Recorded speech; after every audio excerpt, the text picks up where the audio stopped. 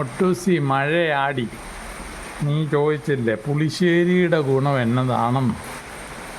അത് മോരാണ് അതിൻ്റെ അകത്ത് വേണ്ടത്. മുളക് പൊടി വേണം, മഞ്ഞൾപ്പൊടി വേണം, പച്ചമുളക് വേണം, തേങ്ങയും ചേർക്കും പുളിശ്ശേരിക്ക്. പിന്നെ ചിലപ്പോൾ പുളിശ്ശേരിക്ക് തേങ്ങ ചേർക്കാതെയും വെക്കുന്നവരുണ്ട്. അതിൻ്റെ രസം അമ്ളം ലവണം കടുവാണ്. ഗുണം ലഘുവാണ്, വീര്യ ഉഷ്ണമാണ്, അമ്ളം ആണ് ഭാഗം.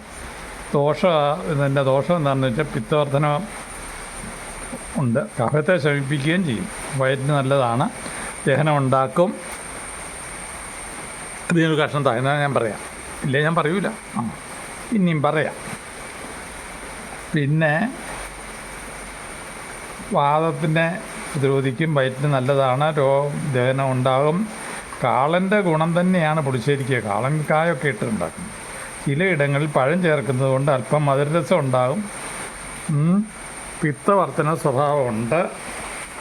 ഇനിയൊരു പൊടി ഉണ്ടോ അതല്ലേ? ഞാൻ ആ പൊടി തിന്നട്ടെ, എന്നിട്ട് പറയാം. പിത്തവർദ്ധന സ്വഭാവം കുറഞ്ഞിരിക്കും, എങ്കിലും നമ്മളെ പിത്തരോഗികൾക്ക് അത്ര നല്ലതല്ല. ജീരകവും മോരും പ്രധാന ഘടകമായതിനാൽ വയർ സംബന്ധമായ അസുഖങ്ങൾക്ക് നല്ലതാണ്. പിന്നെ പൈനാപ്പിൾ ചേർത്ത് വയ്ക്കുന്ന പുളിശ്ശേരി ഗർഭിണികൾ ഒഴിവാക്കുന്നതാണ് ഉത്തമം. പൈനാപ്പിൾ അവരോട് കഴിക്കാൻ പറഞ്ഞിട്ടുണ്ട്. ജ്യൂസും കപ്പളങ്ങ ജ്യൂസും ഒന്നും കഴിക്കണ്ടെന്നല്ലേ പറയുന്നു. അതുകൊണ്ടാണ് ഞാനത് പറഞ്ഞത്. പുളിശ്ശേരിക്ക് അങ്ങനെയൊക്കെ ഉള്ള ഗുണം ഉണ്ടടി മൊട്ടൂസി. ഇതുകൊണ്ട് പൊടിയൊക്കെ ഇരിപ്പുണ്ട്, അതുപോലെ ഞാൻ തിന്നിട്ട്. മഴയല്ലേ, ഇനിയിപ്പം നമുക്ക് അറിയാൻ അധികം സമയമില്ല. പുളിശ്ശേരിയുടെ ഗുണം മറിഞ്ഞല്ലോ. ഇനി ബുക്ക് ഞാൻ മടക്കി വെക്കണോ? വേണ്ടല്ലോ, തന്നെത്താൻ മടക്കി വെക്കുമല്ലേ. ഇനി പുസ്തകം അടച്ചോ. മൊട്ടൂസിന് പോകണം. മൊട്ടൂസിനോട് ഇത്രയും നേരം വന്നിരുന്നതേ മഴയാണ്.